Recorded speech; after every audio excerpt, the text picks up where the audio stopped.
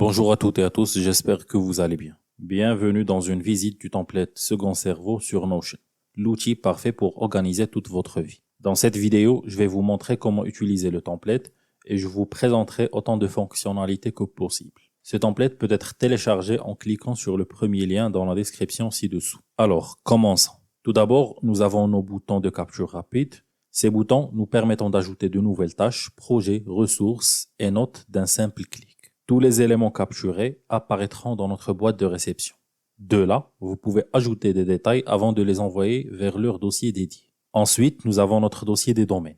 C'est ici que nous pouvons catégoriser nos éléments dans différents domaines de la vie, ce qui nous permet de garder nos tâches liées au travail séparées de notre vie personnelle. Nous pouvons cliquer sur n'importe quel domaine ici pour voir tous les éléments liés à ce domaine, y compris les objectifs, projets et événements. Nous pouvons également trouver toutes les tâches, ressources et notes associées ici, ce qui nous permet d'accéder facilement à chacun d'entre eux. Ensuite, nous avons notre dossier des objectifs. C'est ici que nous pouvons créer des objectifs pour l'avenir et chaque objectif affichera la zone à laquelle il est lié, ainsi que l'année, le trimestre et le mois pour son achèvement. Nous avons également un bouton de statut qui peut être activé ou désactivé en fonction de l'état de l'objectif. Vous pouvez ouvrir n'importe quel objectif pour voir tous ces détails et en dessous, nous pouvons trouver tous nos projets et tâches qui composent l'objectif. Nous pouvons également relier toutes les ressources, notes et événements qui aident à son achèvement. Nous pouvons visualiser tous nos objectifs pour l'année en cours, organisés par trimestre. Cela nous permet d'avoir une meilleure perspective sur l'année et de fixer des délais clairs pour l'atteinte de nos objectifs. Enfin, nous avons notre tableau de bord des objectifs. C'est ici que nous pouvons voir tous nos objectifs organisés par domaine et nous pouvons également changer l'onglet pour visualiser tous nos objectifs par statut. Cela nous permet de suivre les objectifs que nous n'avons pas encore commencés, ceux qui sont en cours, en attente et ceux qui sont complètes. Ensuite, nous avons notre dossier des projets. Les projets peuvent être liés à des objectifs ou être des projets autonomes. Chaque projet affichera la zone, la plage de date, les tâches restantes et une barre de progression pour montrer cela. Nous pouvons mettre à jour son statut à mesure que le projet avance. Nous pouvons ouvrir n'importe quel projet pour voir tous ces détails ici, tels que les dates de début et de fin. En dessous, nous pouvons trouver toutes nos tâches associées, ainsi que les événements, ressources et notes qui aident à son achèvement. Nous pouvons changer d'onglet de base de données pour voir tous les projets à venir dans le mois suivant. En dessous, nous avons notre chronologie des projets. Nous pouvons éditer les projets directement à partir de la chronologie en les faisant glisser et déposer. Nous pouvons passer d'une vue mensuelle à une vue annuelle, ce qui nous donne une meilleure perspective des projets à venir. Enfin, nous avons notre tableau de bord des projets. Tout comme pour nos objectifs, nous pouvons voir tous nos projets regroupés par domaine et nous pouvons également les visualiser par statut. Ainsi, nous pouvons voir les projets que nous n'avons pas encore commencés, ceux qui sont en cours, ceux qui sont en attente et ceux que nous avons complétés. Ensuite, nous avons notre dossier des tâches. C'est ici que nous pouvons voir toutes nos tâches en attente. Comme vous pouvez le voir, chaque tâche affichera le projet auquel elle est liée, ainsi que la priorité qui peut être activée ou désactivée. Nous pouvons ensuite définir une date limite ainsi qu'assigner une personne.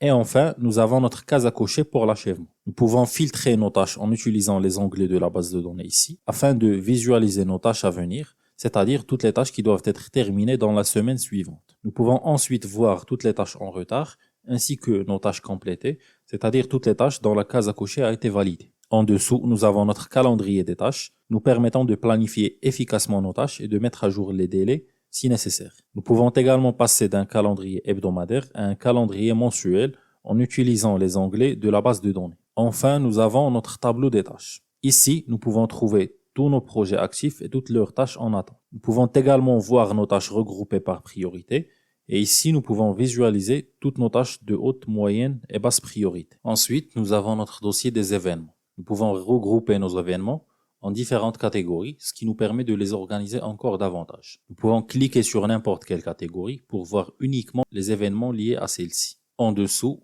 nous pouvons trouver tous nos événements actifs. Chaque événement affichera la catégorie ainsi que la date, le lieu et la durée et est également son statut, qui peut être modifié à partir du menu déroulant ici. Nous pouvons cliquer sur n'importe quel événement pour voir tous les détails de l'événement tels que l'organisateur et les participants. En dessous, nous avons également le relier à des objectifs, projets, ressources ou notes. Nous pouvons changer d'onglet de base de données pour visualiser tous les événements à venir dans la semaine suivante. En dessous, nous pouvons voir tous nos événements sur notre calendrier ici, ce qui facilite le report des événements en le faisant simplement glisser et déposer. Nous pouvons également passer d'un calendrier hebdomadaire à un calendrier mensuel. Enfin, nous avons notre tableau des événements. C'est ici que nous pouvons trouver tous nos événements regroupés par catégorie et comme auparavant, nous pouvons voir nos événements regroupés par statut. Ainsi, nous pouvons visualiser les événements qui sont provisoires, ceux qui ont été reportés, ceux qui sont confirmés et ceux qui ont été annulés. Ensuite, nous avons notre dossier des ressources qui nous permet de stocker les liens web et tout document téléchargé.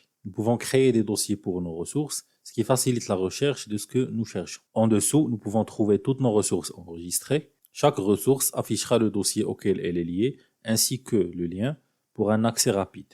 Le dernier éditeur, l'heure et son statut, qui peut être modifié à partir du menu déroulant ici. Nous avons ensuite une case à cocher pour favoriser nos ressources les plus importantes. Nous pouvons filtrer nos ressources en utilisant les onglets de la base de données, ce qui nous permet de voir les ressources ajoutées au cours de la semaine passée. Nous pouvons ensuite visualiser uniquement nos ressources favorites, c'est-à-dire celles pour lesquelles la case à cocher a été validée. Enfin, nous avons notre tableau des ressources. C'est ici que nous pouvons trouver tous nos dossiers en haut et nos ressources sur le côté. Nous pouvons également les trier par statut une fois de plus.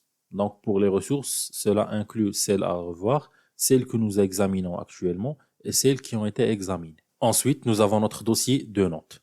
C'est ici que nous pouvons écrire nos pensées et tout ce qui est important pour nous et nous pouvons regrouper des notes en créant des carnets. En dessous, nous pouvons trouver toutes nos notes et chaque note ici affichera le carnet auquel elle est assignée ainsi que l'heure de la dernière modification et son statut qui peut être basculé à partir du menu déroulant. Nous avons également une case à cocher pour épingler les notes.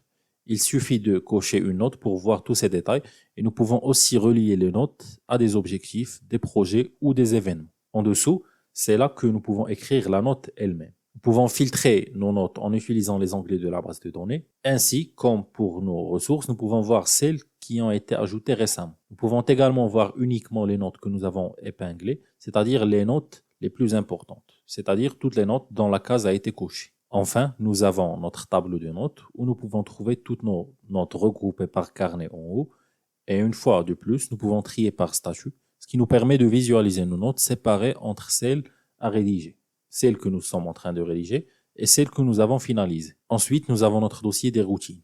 C'est ici que nous pouvons créer des routines quotidiennes qui s'alignent avec nos objectifs. Nous pouvons diviser notre journée en routines plus petites, chacune d'entre elles affichant ses propres activités individuelles. Nous pouvons planifier notre journée idéale en utilisant l'emploi du temps quotidien ici. L'emploi du temps est composé de différentes activités, chacune affichant la routine, l'heure des notes et également une case à cocher pour l'achèvement. Nous pouvons filtrer notre emploi du temps par différentes routines, ce qui nous permet de voir uniquement notre routine matinale, notre routine de journée ou simplement notre routine du soir en changeant d'onglet de base de données. Ensuite, nous avons notre dossier des habitudes. C'est ici que nous pouvons construire et suivre nos habitudes quotidiennes, ce qui nous aide à rester motivés et à nous tenir responsables. Nous pouvons cocher nos habitudes en utilisant simplement l'onglet le plus récent ou choisir d'utiliser les autres onglets qui adoptent une vue de tableau, nous offrant plus de données à traiter. Ici, nous pouvons trouver nos moyennes et en bas du tableau, nous pouvons faire défiler pour voir nos progrès pour chaque jour individuel. Nous pouvons ensuite passer à l'onglet Tout, qui nous donnera toutes nos entrées passées regroupées par mois. Ces mois sont réductibles et nous pouvons également voir notre progrès moyen pour l'ensemble du mois. Dans le cas où vous avez complété toutes vos habitudes pour la journée, vous pouvez simplement cliquer sur le bouton Tout compléter et cela cochera toutes les habitudes comme complètes pour vous. Enfin, nous avons notre calendrier des habitudes montrant toutes les entrées passées et vous permettant de cocher les habitudes directement depuis le calendrier. Comme toujours, vous pouvez passer à la vue mensuelle à votre calendrier. Ensuite, nous avons notre dossier des revues. Une partie du processus de révision consiste à examiner la semaine écoulée, c'est-à-dire tous les éléments qui ont été ajoutés au système récemment, vous aidant ainsi à vous rappeler sur quoi vous avez travaillé au cours de la semaine passée. L'étape suivante est l'archivage et le nettoyage. C'est ici que vous pouvez trouver tous les éléments complétés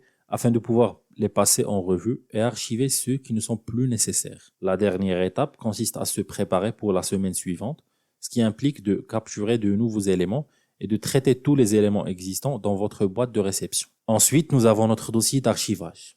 C'est ici que nous pouvons trouver tous les éléments archivés qui ne sont plus nécessaires mais que nous n'avons pas supprimés. Pour archiver un élément, il suffit d'ouvrir sa page et de cliquer sur le bouton d'archivage. Cela le retirera de son dossier et il apparaîtra dans le dossier d'archivage sous l'onglet correspondant. Enfin, nous avons notre dossier des espaces de données où vous pouvez trouver tous les espaces de données sources utilisés dans ce template. De retour sur notre tableau de bord, nous avons un aperçu de nos domaines pour un accès rapide. En dessous, nous pouvons trouver tous nos objectifs qui peuvent être filtrés à l'aide des onglets sur la base de données ici. Ensuite, nous avons nos projets et la chronologie des projets, ce qui nous permet de voir sur quoi nous travaillons actuellement. En dessous se trouve notre liste de tâches et nous pouvons voir tous nos tâches à venir sur le calendrier ici. Ensuite, nous avons un aperçu de nos événements qui peuvent être filtrés à l'aide des onglets ici. Enfin, nous avons un calendrier pour afficher ces événements. Et pour terminer, un aperçu de toutes nos ressources et notes qui peuvent également être filtrées à l'aide des onglets sur les bases de données. Voilà donc un tour du template Second Cerveau sur Notion. J'espère que vous avez trouvé cette vidéo utile. Encore une fois, vous pouvez télécharger ce template en cliquant sur le premier lien dans la description ci-dessous.